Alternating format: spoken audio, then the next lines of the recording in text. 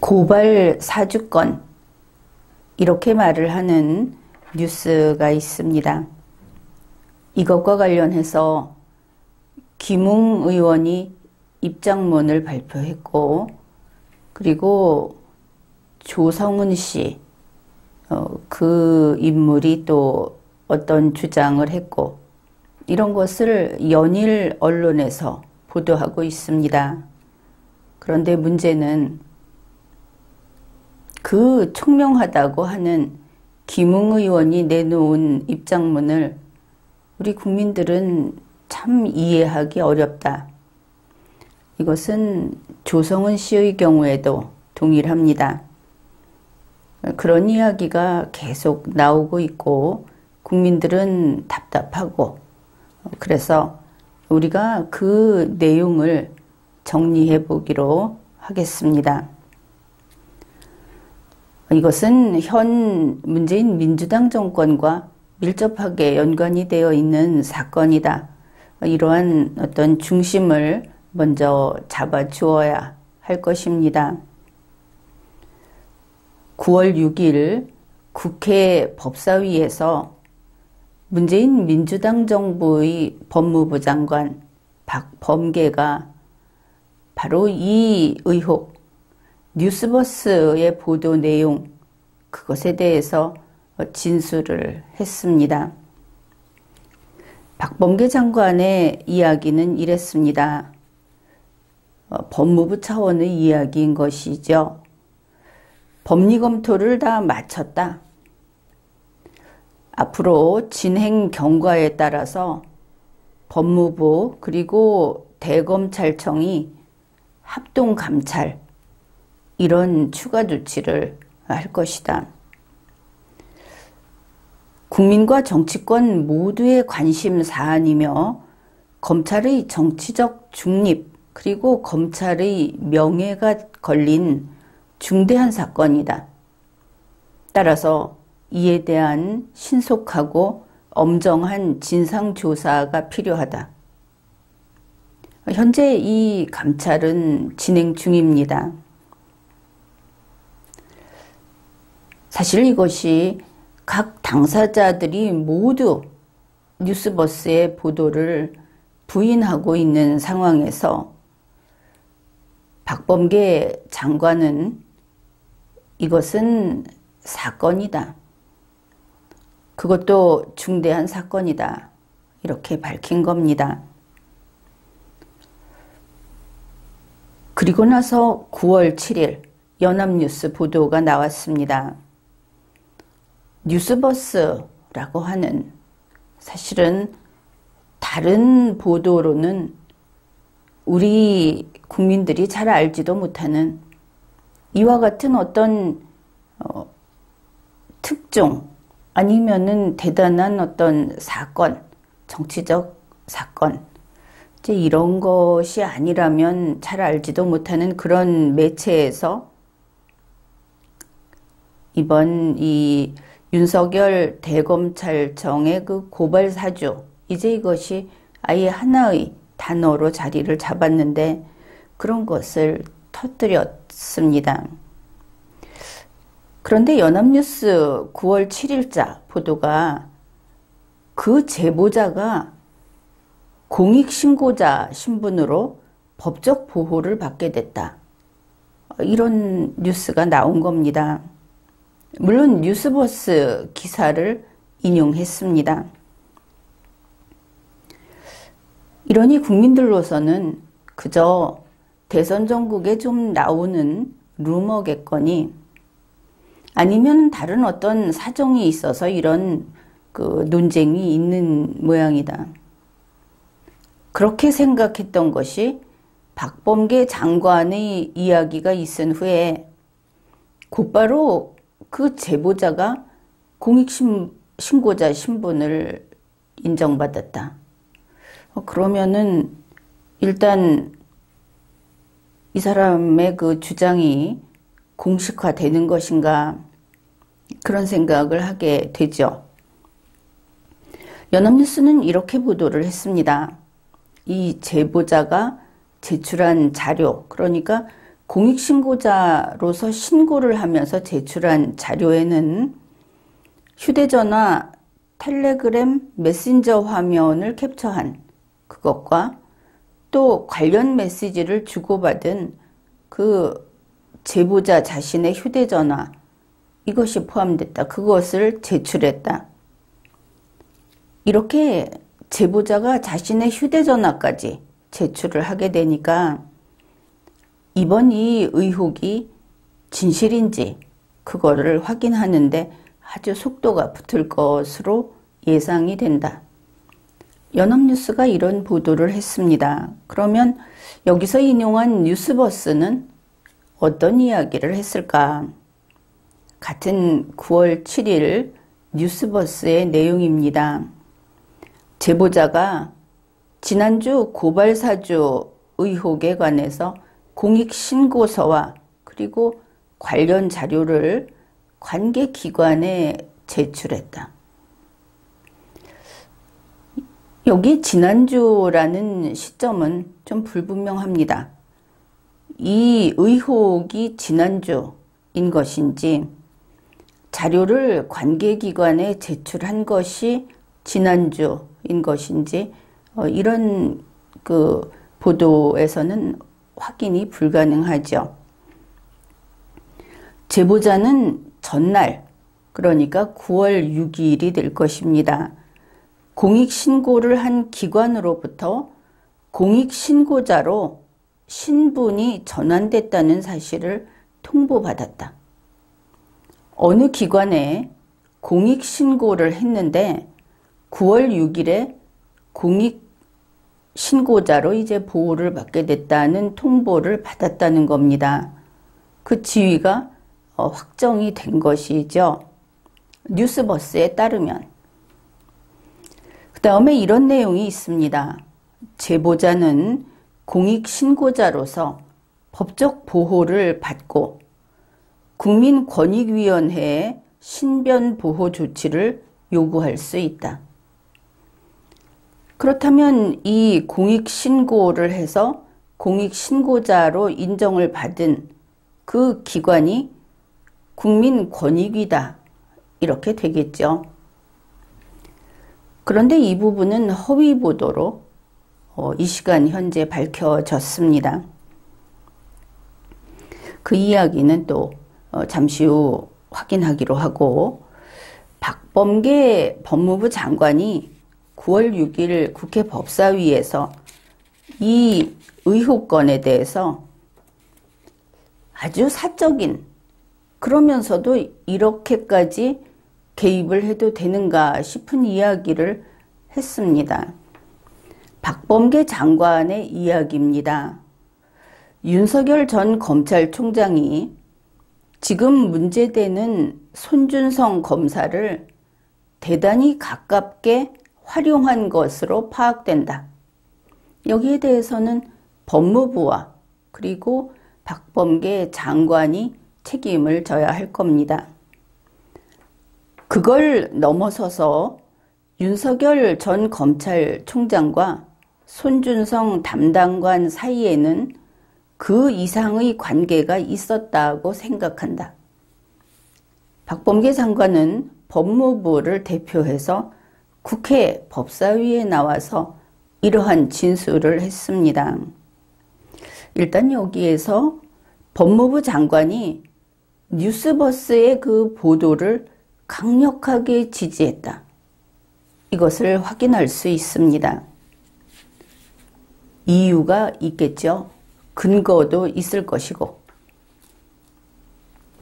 그 다음에 9월 8일입니다.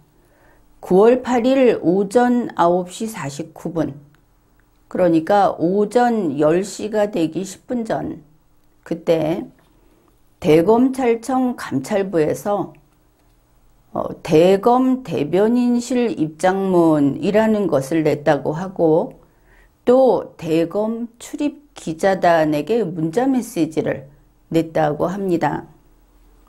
그 내용은 다음과 같습니다.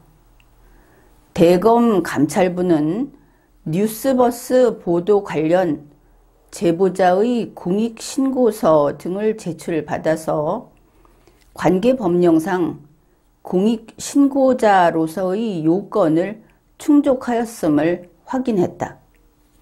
이제 이렇게 되면은 앞뒤가 좀 맞춰지죠. 9월 7일 뉴스버스에서 관계기관에 공익신고서와 관련 자료를 제출했다고 하는 것은 뭐 지난주일 수도 있고 아닐 수도 있습니다. 이것은 문맥이 그래서 그 기관이 대검찰청 감찰부구나, 이것을 알 수 있습니다.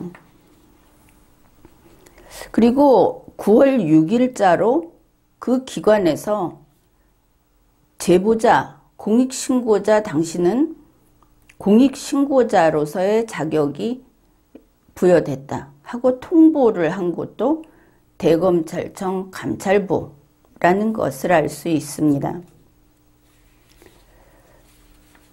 그런데 같은 날 오후 4시경 국민권익위에서 보도자료를 냅니다.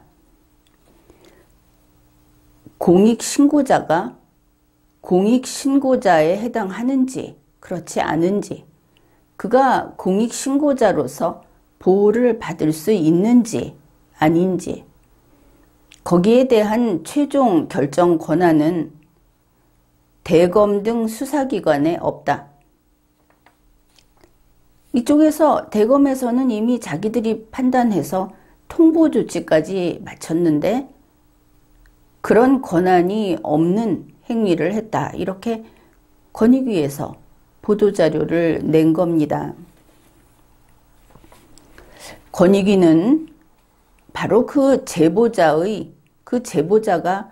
공익신고자에 해당하는지 아닌지에 대해서 판단한 일이 없다.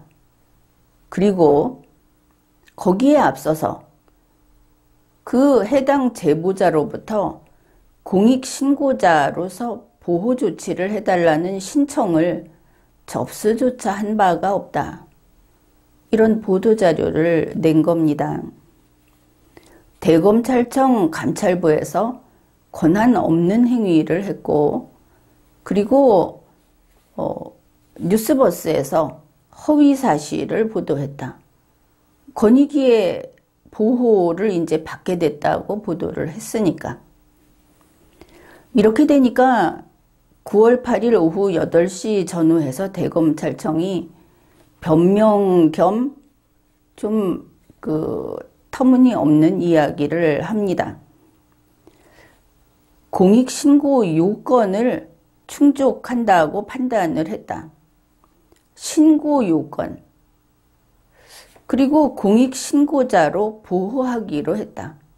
어디가? 대검찰청에서. 권익위에서 대검찰청은 그런 권한이 없다고 했죠. 제보자가 권익위에 보호조치를 신청하면 권익위가 공익신고자 여부 등을 판단할 수 있다. 그러니까 앞으로 공익신고자로서 신청을 하게 되면, 그러면 권익위가 그것을 받아들이게 되면 그 다음에 공익신고자가 된다. 이런 이야기를 대검찰청이 한 겁니다. 그 전에 나온 뉴스는 무엇이고 그 전에 내놓은 입장문은 무엇인가. 현재 문재인 민주당 정부의 대검찰청이 이 모양이다. 그것을 국민이 다 알게 됐습니다. 대검찰청은 어째서 9월 6일 당사자에게 당신에게 공익신고자의 신분이 인정된다, 당신은 이제 그 신분을 누린다 하는 통보를 했는가? 뉴스버스는 어째서 허위 보도를 했는가? 이들 모두 이러한 대검찰청 감찰부를, 이게 이제는 사건이 되는 것이 아니겠습니까? 권한 없는 행위를 이렇게까지 하는구나. 이게 박범계 법무부 장관의 지시에 따른 거냐? 우리는 의문이 생깁니다. 이와 별개로 지난 9월 3일 뉴스버스의 이진동 기자에 대해서 공직선거법상 허위사실 공표 혐의로 고발이 이미 접수가 되어 있었습니다. 그런데 그 사이에 이런 일들이 다 있었던 것이죠. 그리고 9월 7일에 이르러 경찰은 이 사건을 반부패 공공범죄 수사대에 이제 배당을 하고 사건 배당을 하고 그래서 9월 7일부로 경찰이 뉴스버스의 이진동 기자에 대한 수사에 착수를 하게 되었습니다.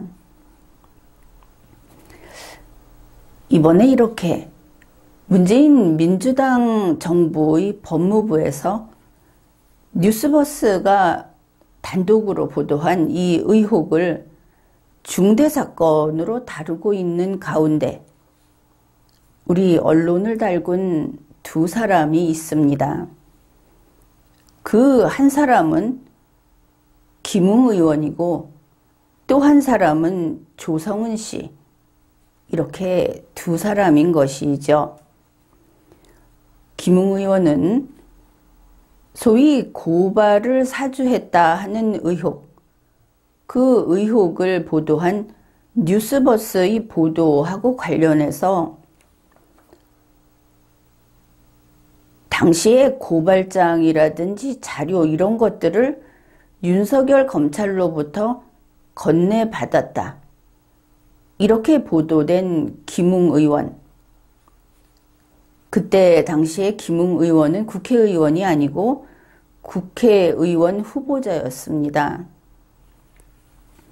다른 한 명은 그러한 국회의원 후보자인 김웅 후보자에게서 바로 이 고발장 등을 받았다. 그리고 이번에 뉴스버스에 그 의혹을 제보한 제보자다. 하나 더 있습니다. 이번에 뉴스버스에 제보한 그 내용, 그 자료 등을 가지고 공익신고를 한 공익신고자다. 이렇게 알려진 조성은 씨, 그가 이제 두 번째 인물입니다. 조성은 씨는 본인이 한 이야기로 그 당시에 N번방 사건의 태스크포스 담당자였다고 하고 또 다른 뉴스에 따르면 그 당시 미래통합당 선거조직에서 상당한 자리에 있었다. 이렇게도 나오고 있습니다. 이제 이 두 사람의 이야기를 우리가 살펴보아야 하겠습니다. 김웅 의원이 9월 8일에 입장문을 냈습니다. 그가 한 첫 번째 주장은 이겁니다. 뉴스버스에서 보도한 고발장, 그거 내가 작성하지 않았다. 나와 전혀 관련이 없다. 그러면 우리는 이 입장문을 보고 그렇게 생각을 하는 것이죠. 뉴스버스에서 보도한 고발장을 김웅 당시 국회의원 후보자가 작성하지 않았다. 그런 의미에서 관련이 없다. 이렇게 말을 하는구나. 이것은 왜 중요한가 하면은 국회에서 김웅 의원이 그거 내가 썼다고 이야기한 이제 뭐 그런 이야기가 일전에 보도가 됐습니다. 국회에서 화면까지 보여주면서 이제 그게 아니다. 이런 말을 하는 것이죠.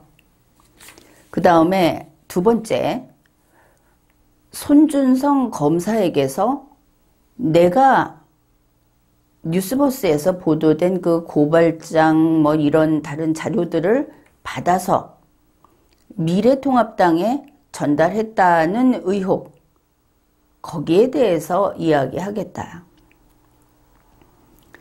여기에서 김웅 의원은 일단 이 일을, 그러니까 검찰에서 김웅 의원이 받아서 미래통합당에 전달했다. 이때는 후보라고 했습니다. 이 일련의 사건을 반으로 쪼갭니다. 검찰에서 내가 받았다 하는 여기까지.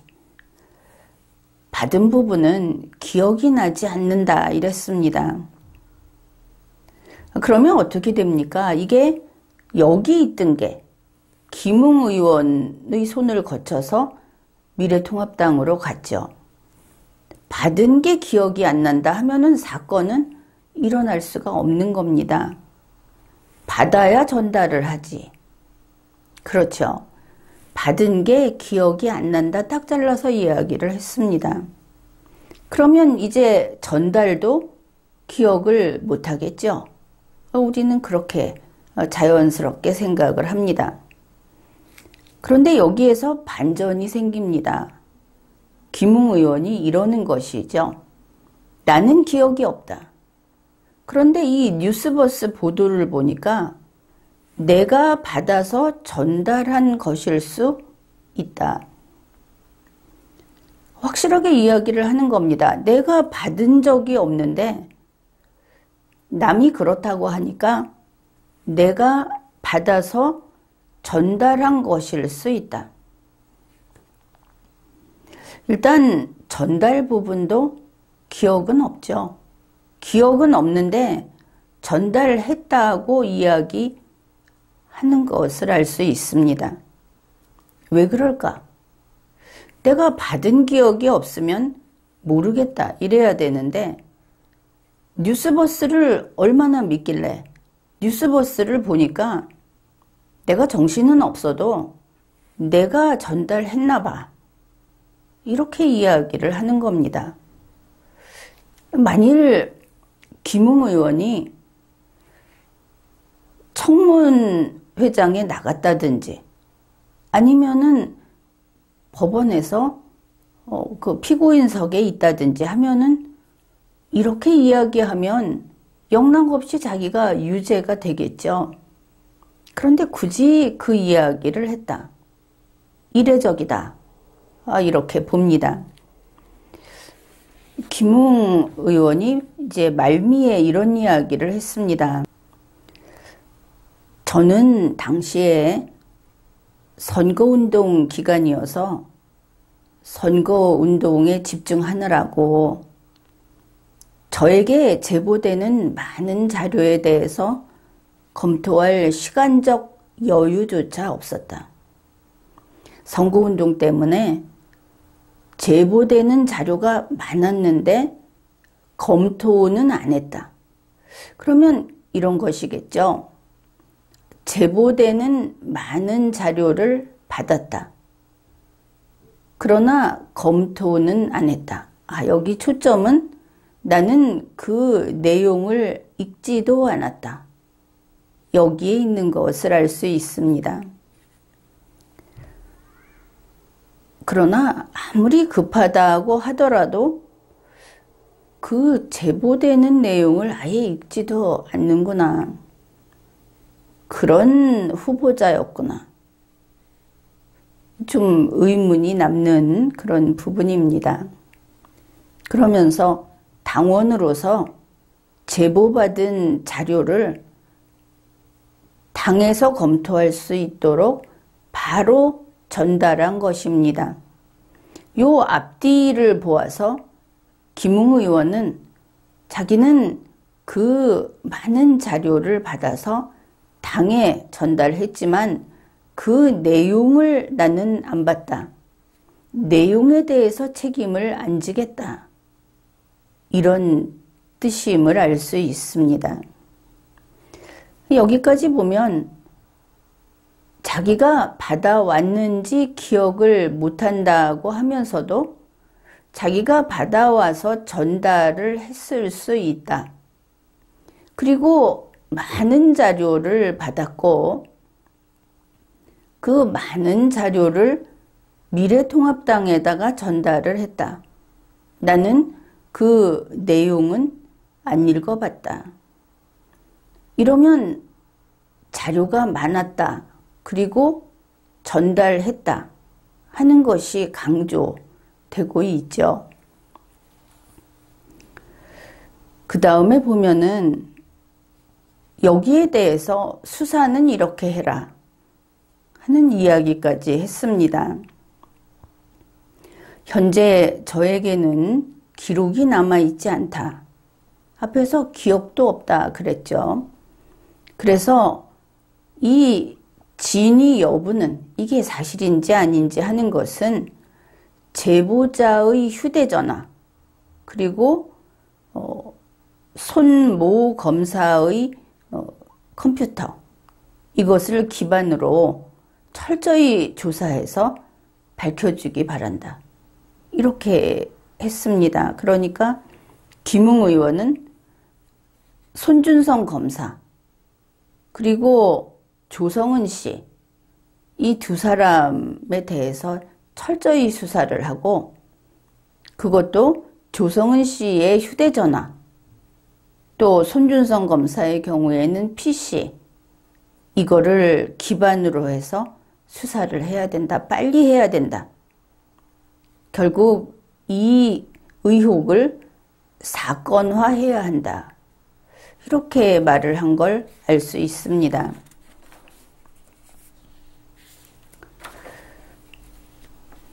그러면은 여기까지가 김웅 의원의 주장입니다. 김웅 의원은 기억을 못한다. 그리고 또 지금 증거 자료, 기록이 없다.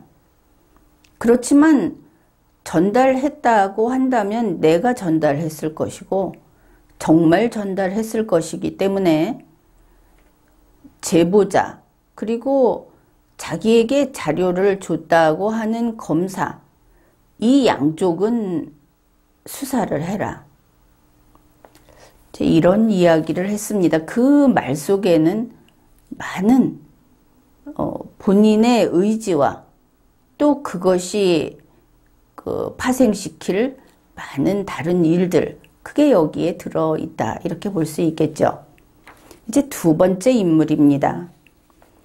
김웅 총선 후보자에게서 그 고발장 등을 받았고 자기가 그것을 받았다는 사실과 그 자료들 이것을 이진동 씨의 뉴스버스에 제보했고 그 사실과 고발장 등을 대검찰청에 공익신고를 했다고 알려진 조성은 씨. 그 당시에는 미래통합당 선거조직에서 직위가 좀 높았다고 알려지는 그 사람의 이야기를 보기로 합시다. 먼저 동아일보와 인터뷰를 했고 동아일보는 일문일답을 실었습니다. 첫째 이런 질문을 했습니다. 김웅 의원에게서 그러니까 김웅 후보에게서 그때 시점으로 조성은 씨가 고발장을 받았는가? 이런 질문을 했습니다. 그러면 이 질문에 대한 답은 이렇게 되겠죠. 조성은 씨 자신이 자기 생각을 말하면 됩니다. 내가 받았다. 아니면 나는 받지 않았다. 확실한 거 아닙니까? 받았거나 받지 않았거나 중에 하나일 것이다. 그런데 조성은 씨의 답은 그 어느 것도 아니었습니다. 김웅 국회의원 후보자가 그때 나한테 줬는지 아니면 여러 사람에게 줬는지 어떻게 알겠느냐. 이런 글을 보고 국민들이 이해할 수 없다, 답답하다 그러는 것이죠. 일단 말 그대로 보면 김웅 후보가 조성은 씨 자기에게 줬으면 자기는 받았거나 안 받았거나 중에 하나 답을 하면 되겠죠. 김웅 후보가 아닌 다른 사람이 자기한테 줘도 자기가 받았거나 안 받았거나 중에 답을 하면 될 겁니다. 그게 심지어 김웅이 아니어도 상관없다. 그런데 김웅이 나한테 준 건지 아닌지가 불확실하다. 이쪽으로 몰고 갑니다. 그 다음에 김웅이 여러 사람에게 줬는지 어떻게 아느냐. 그거 상관없지 않습니까? 김웅 후보자가 다른 사람한테도 주고 그리고 조성은 씨에게도 줬다면 다른 사람한테 줬든 말았든 조성은 씨는 내가 받았다. 아니면 나는 안 받았다. 중에 하나로 답을 하면 됩니다. 그런데 다른 소리를 하고 있죠. 이 질문은 조성은 씨에게 질문한 겁니다. 김웅 의원이 오늘에 이르러 이랬다, 저랬다, 뭐 안다, 모른다 하면서 횡설수설하는 거 그거는 상관이 없습니다. 과거에 사건 당시에 조성은 씨가 받았느냐, 받지 않았느냐 하는 것은 오늘 김웅 의원이 무슨 말을 하든 관계가 없이 한 가지로, 사실이 한 가지로 정해진다. 이런 뜻입니다. 조성은 씨는 기억을 못한다는 이야기조차 하지 않았습니다. 내가 받았는지 안 받았는지 혹은 그 일이 기억이 안 나는지 그게 아니고 김웅 씨가 나한테 준 건지 김웅 씨가 여러 사람한테 준 건지 그거부터 밝히라고 상관없는 이야기를 하는 것이죠.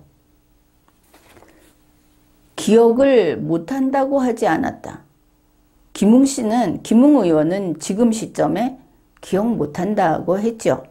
조성은 씨는 기억 못한다고 하지는 않았습니다. 특이하게도. 그 다음에 기억을 빼고 기록만 이야기를 합니다. 김웅 의원은 나는 기억을 못하고 기록도 없다. 그런데 뉴스버스가 저렇게 보여준다. 이렇게 말을 했는데 조성은 씨는 나는 기억을 못한다고 하지 않았고 그 다음에 기록이 없다는 이야기는 했습니다. 이랬습니다. 확인해 보려고 했더니 방을 다 삭제했더라. 그래서 기록이 없다 하는 것이죠. 텔레그램 방을 다 삭제했더라. 이것은 또 그 김웅 의원이 다 밝힌 내용입니다. 기록이 없으면 증거가 없다는 것이죠. 내가 어떤 일을 했다 하는 것을 내 입으로 말을 하지는 않지만 내가 하지 않았다고도 하지 않지만 증거가 없다. 이 부분은 조금 괴리감이 있습니다. 그러면 우리가 질문을 해야 하겠죠. 조성은 씨 그러면은 김웅 후보자에게서 고발장과 이런 것들을 받았다는 기억은 하는 거냐. 기억 여부에 대해서 말을 해봐라. 텔레그램 화면에 지금 다시 그 파일이 있는지 지금 봤더니 없다든지 그 이야기 말고 그런 질문을 할 수밖에 없는 것이죠. 또 이제 두 번째 질문입니다. 조성은 씨가 B씨, 이제 제3의 인물이 등장을 합니다. B씨라는 사람을 종용해서 언론에 제보했다는 얘기가 있다. 여기에서 종용해서 제보했다는 이야기는 이렇게 됩니다. 조성은 씨가 B씨를 시켜서 B씨가 뉴스버스에 제보했다. 이런 이야기가 되는 것이죠. 이제 그것이 사실이냐? 이렇게 물었습니다. 조성은 씨의 답이 이렇습니다. 나는 B씨를 모른다. 아, 모르는구나. 그런데 그는 또 이런 말도 했습니다. 나의 배우 세력까지 이야기해가면서 나를 너무 거물로 만들었다. 여기에서 우리가 알 수 있는 것은 뉴스버스에 제보를 한 사람은 그러면 조성은 씨가 아니고 B씨, 그 사람이겠구나. 문맥상 그렇죠. 그 다음에 그 B씨라는 사람이 조성은 씨하고 연결된 그런 사람이라고 한다면은 그가 뭐 거물 혹은 배후 세력 이런 것과 연결된 사람이겠구나. 본인이 그렇든지 이렇게 생각할 수 있습니다. 그래서 그러면 뉴스버스에 제보를 한 사람은 조성은 씨가 아니라고 동아일보는 물어봤구나. 그렇죠. 세 번째 질문입니다. 조성은 씨가 공익신고자로 지목이 됐다. 이러니까 조성은 씨가 나는 공익신고자가 아니다. 이번엔 분명하게 답이 나왔습니다. 그렇다, 아니다. 받았다, 아니다. 바로 앞에 B씨를 모른다. 이것도 확실히 나왔고, 나는 공익신고자가 아니다. 이것도 확실하게 이야기를 했습니다. 그런데 우리 앞에서 이야기를 들었기 때문에 만일 그 제보자가 B씨라면 공익신고자도 B씨가 돼야 하겠죠. 조성은 씨가 될 수는 없을 것이다. 이 말은 납득할 수 있다. 이렇게 판단을 합니다. 조성은 씨는 이어서 이렇게 말을 했습니다. 윤석열 전 검찰총장과 김웅 의원이 배후 세력이라든지 하는 그 공익신고자의 의도를 언급하는 것 자체가 굉장히 위법하다. 이거는 좀 묘한 이야기인데 그런 이야기 하는 것이 왜 위법할까? 어떤 것을 염두에 두고 위법하다고 하는 것인가? 당사자들이 자기들이 피해를 입고 자기들이 어떤 혐의를 쓰니까 이야기하는 건데 그 피해를 입는 입장에서는 사실 상대방에 대해서 권리 침해를 한다든지 하는 것은 배제되죠. 자기가 피해자니까. 그런데 조성은 씨는 그렇게 언급하는 거, 말만 하는 것도 위법하다 이런 이야기를 했습니다. 납득하기 어려운 부분입니다. 그런데 이 대목은 흥미롭습니다. 조성은 씨 이렇게 말을 했습니다. 공익신고자가 용기 있게 가면 그걸 도와줘야 한다. 여기서 말하는 공익신고자는 실제 구체적인 인물이 없이 앞으로 미래에 누구인지도 모르는 사람이 어떤 사건인지도 모르지만 공익신고를 한다면 이렇게 말을 한다면은 모르겠는데 지금은 그게 아니죠. 자기가 연결되어 있는 구체적인 자기 자신이 그 공익신고자다 하는 이야기를 들었던 소위 B씨라는 사람에 대해서 이렇게 말을 한 겁니다. 공익신고자가 용기 있게 가면 그걸 도와줘야 한다. 그러면 조성은 씨는 이 누군지 모르는 B씨가 공익신고자이고 그가 용기 있게 지금 가고 있으니까 도와주려고 하는구나. B씨가 누군지 모르는 조성은 씨는 B씨를 응원하고 있구나. 이런 것을 알 수 있습니다.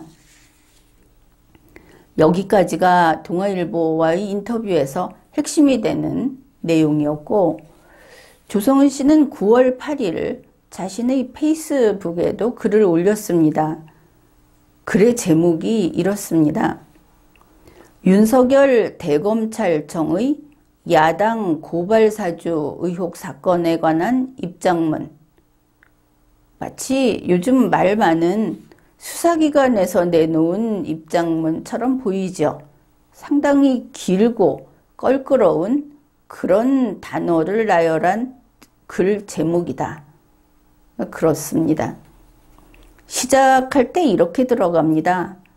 윤석열 대검찰청의 야당 고발사주 사건과 관련하여 보면은 윤석열 대검찰청의 야당 고발사주 사건, 야당 고발사주 의혹 사건.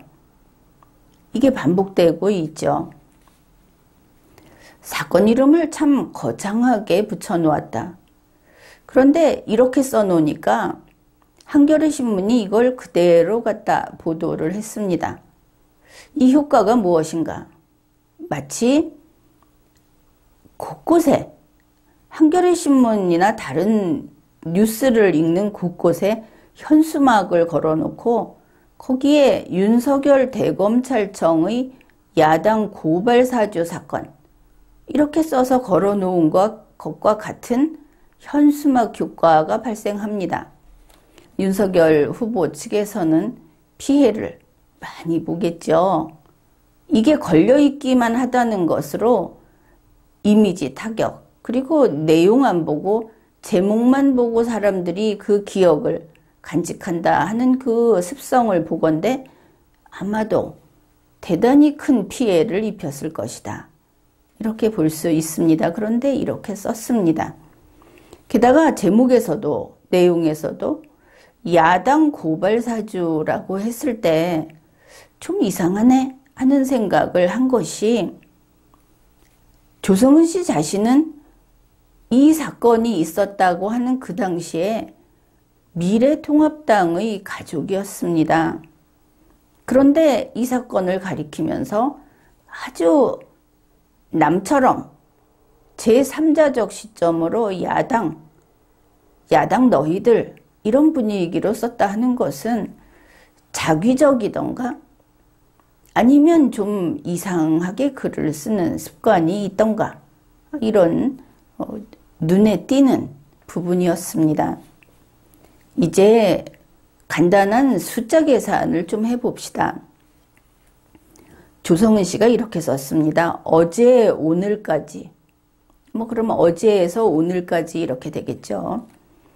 날짜로는 9월 7일에서 9월 8일까지 이렇게 됩니다. 어제 오늘까지 기자들의 통화로 양일간에 지금 말을 계속 반복해서 쓰죠. 그러면 기자들의 통화로 어제 오늘까지 26시간 정도의 통화를 했다. 그래서 충분하고 성실한 대응을 했다고 생각한다. 어제 오늘까지면 48시간입니다. 9월 7일에서 9월 8일까지. 그런데 그 중에서 26시간 동안 통화를 했다. 조성은 씨의 그 휴대폰을 보면 26시간 동안 통화한 통화 기록이 있겠구나. 굳이 그대로 보면 이렇게 받아들이게 되겠죠. 단어 하나도 이 답변할 때도 그렇게 따지면서 쓰는 사람이 이렇게 말을 했다면은 통화 기록이 26시간이 안 나오면 그러면 이 글은 대충 숫자를 만일에 한 2개월 이러면은 반년 이런 식으로 이제 건너뛰기 해서 쓰는 그런 습관이 있는 것일까? 그렇게 생각을 할 수 있습니다. 이제 다시 또 다른 면을 봅시다. 이미 양일간 전화하신 기자님들과의 상의로 그러면 9월 7일에서 9월 8일까지 통화를 한 그 기자들과 상의를 했다. 이런 것이죠. 그러면 여러분이 또 이상하다 할 겁니다. 기자가 이런 사건 때문에 앞에서 이야기했듯이 조성은 씨 김웅 후보자로부터 고발장을 받았습니까? 이 기자가 하는 일은 질문하는 것이죠. 그런데 조성은 씨는 기자들과 상의를 했답니다. 의논을 했다는 것이죠. 이거 어떻게 답변하면 좋을까? 뭐라고 하면 될까? 이게 상의가 되겠죠. 내가 받았다, 안 받았다 이것이 답변이고 기자들과의 통화는 아마 질문을 하고 이쪽에서는 답변을 하는 것이지 상의는 안 한다. 기자하고 상의할 일이 뭐가 있나 이렇게 생각을 합니다. 그런데 조성은 씨가 상의했다고 하니까 입장문 아닙니까? 여기 올려놓은 게 미래통합당의 그 선거 조직에서 상당한 지위에 있었다. 뭐 사실은 모르겠는데 찾아보면 다 그렇게 나옵니다. 그런 사람이 쓴 입장문이다. 그래서 9월 7일에서 9월 8일까지 전화한 기자들과, 그러면 기자들 하면은 뭐 복수가 되겠죠. 2명 이상. 그들하고 상의를 했다. 만일 뉴스버스에서 기자가 2명 이상 전화를 했다면 상의할 수 있을 겁니다. 지금 의혹과 관련해서. 의혹이 사실이라면 상의해야만 하겠죠. 그럴 때는 성립이 될 수 있습니다. 그래서 9월 7일에서 9월 8일 이틀 동안 전화를 한 기자들과 상의를 해서 어제부터, 그러니까 9월 7일부터 입장문을 낼지 여부를 고심하고 있었다. 그러면 9월 7일에서 9월 8일까지 26시간 동안 통화를 한 그 시간 동안 기자들과 상의를 했습니다.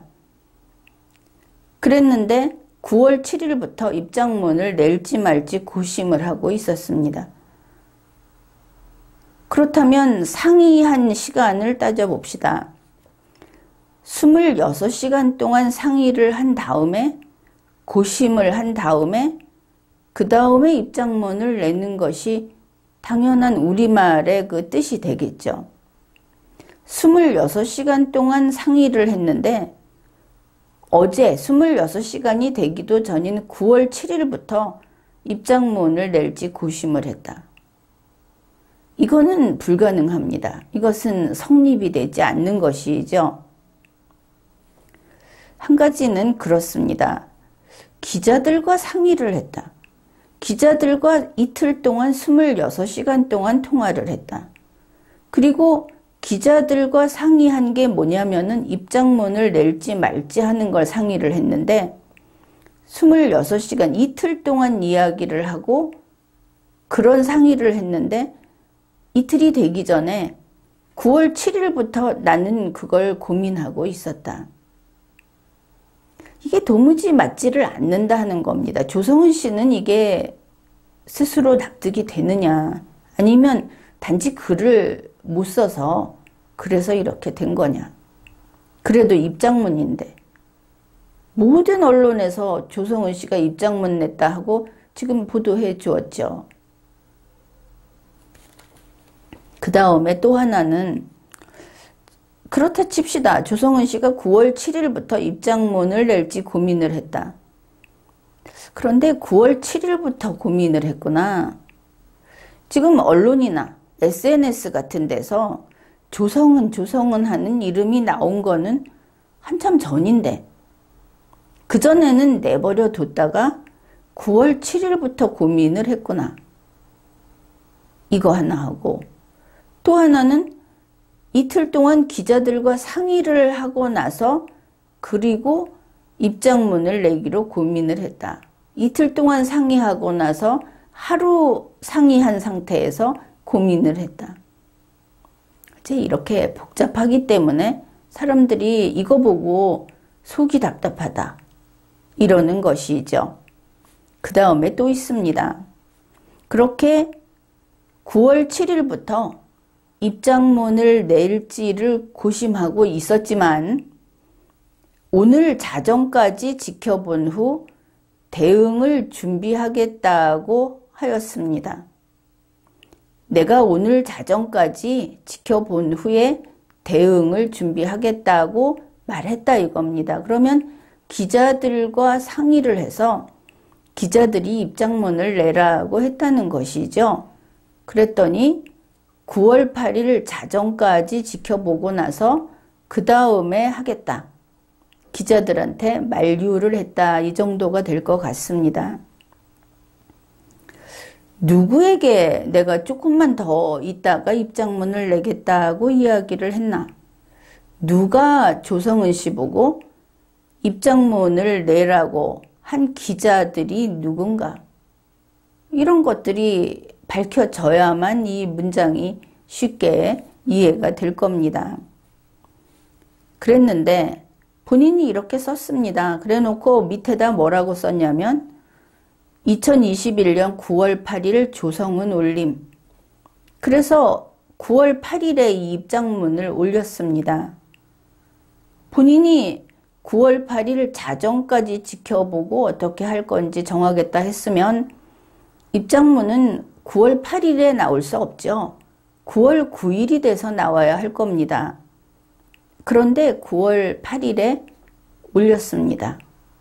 여기에서 알 수 있는 것이 그러면 9월 8일 자정까지 기다릴 수 없는 그런 어떤 사정 변경이 있었구나. 아니면 그 상의를 했던 기자들이 일찍 올리라고 했었구나. 뭐 이런 것들을 생각할 수가 있습니다. 조성은 씨가 페이스북에서 사실 가장 화를 냈다고 하는 것 중에 하나가 이겁니다. 저를 공익신고자라고 몰아가면서 각종 모욕과 허위사실을 이야기하고 있다.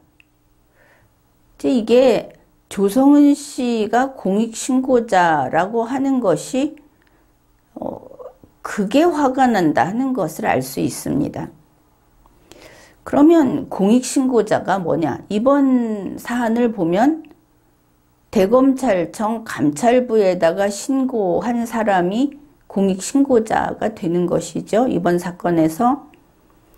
그렇다면 조성은 씨 말은 자기는 대검찰청 감찰부에 신고 안 했다. 그거 신고한 사람이 내가 아니다.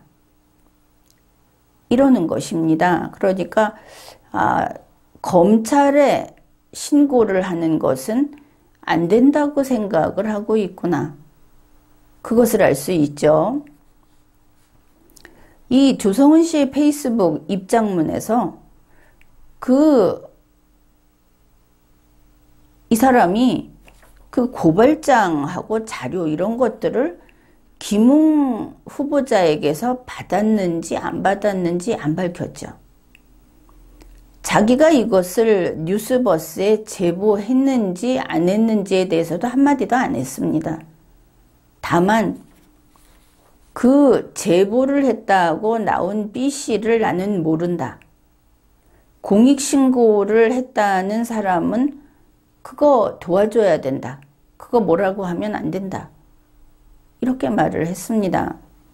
그리고 그 부분에 대해서는 화도 내지 않은 것 같다. 일단 화를 낸 것은 조성은 씨가 대검찰청에 신고했다는 주장. 그 다음에 조성은 씨가 지금 이재명 후보 캠프에 있다더라 라는 그런 주장. 즉 거기에 화를 내고 있다. 그것을 알 수 있습니다.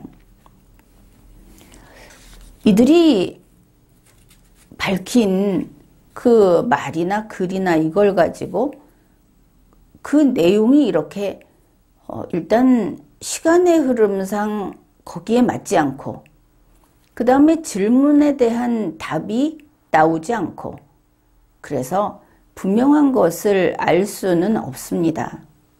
그러나 최대한 그들의 말을 뜻을 새겨가면서 읽어본 결과 이렇게 정리를 할 수 있겠습니다.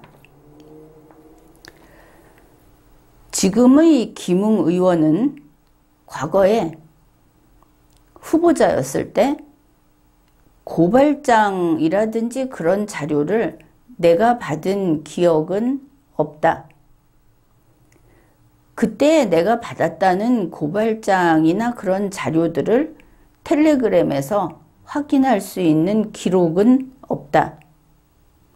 뉴스버스에서 그 이미지 올려놓고 이렇게 한 걸 보니까 이거 보면 내가 미래통합당에 이거 전달했구나.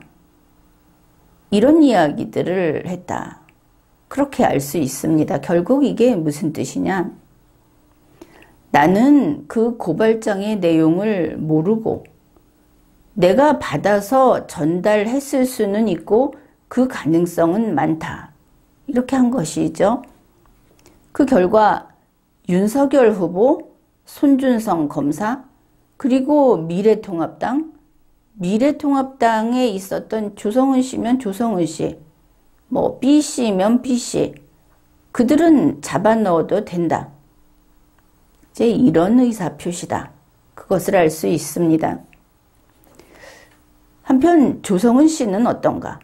조성은 씨는 김웅 당시 후보자들에게 고발장과 그런 자료들을 받은 기억이 없다고 안 합니다.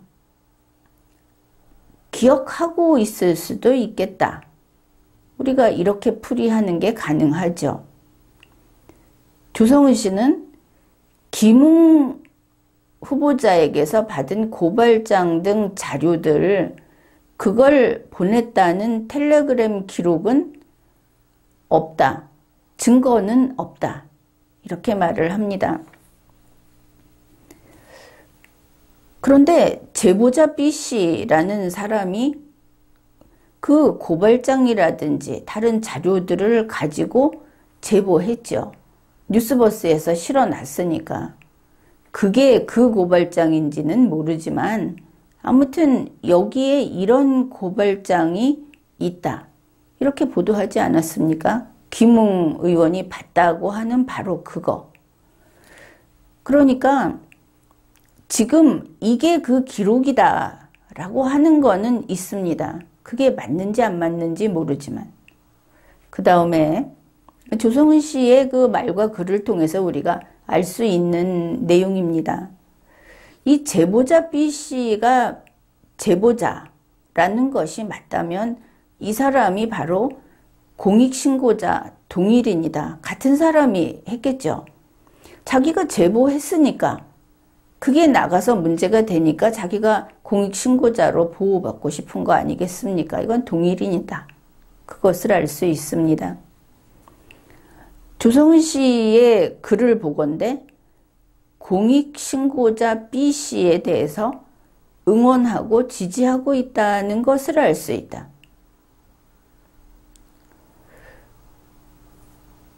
이렇게 보면 공익신고자가 저 사람일 수 있는 거 아닙니까 지금? 그러니까 조성은 씨는 나는 공익신고 안 했다. 이렇게 말할 수 있고 나에게 공익신고자라고 하는 것은 허위사실이다. 그거 가만 안 두겠다. 이렇게 말할 수 있는 것이죠.